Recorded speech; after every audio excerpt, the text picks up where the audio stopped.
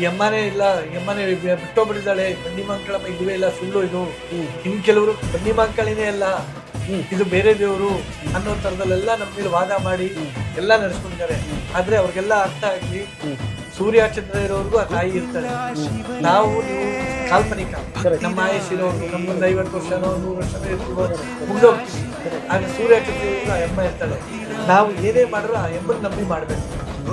ನಾವು ಬಿಟ್ಟೋಗ್ತೀವಿ.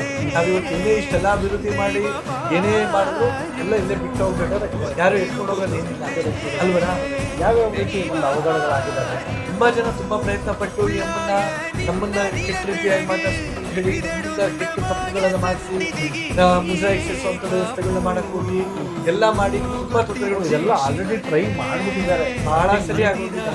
ಬಹಳ ಸರಿ ಕೇಳ್ತಿರೋ ಪ್ರಶ್ನೆ ಯಾವುದು ಹೊಸದಲ್ಲ. ನಮ್ಮ ತಂದೆ ಕಾಲದಿಂದನೂ ಬೆಳಕಿಗೆ ಬಂದಿಲ್ಲ. ನಮ್ಮ ತಂದೆ ಕಾಲದಿಂದನೂ ಬರೆದು ಹಾಕೋದು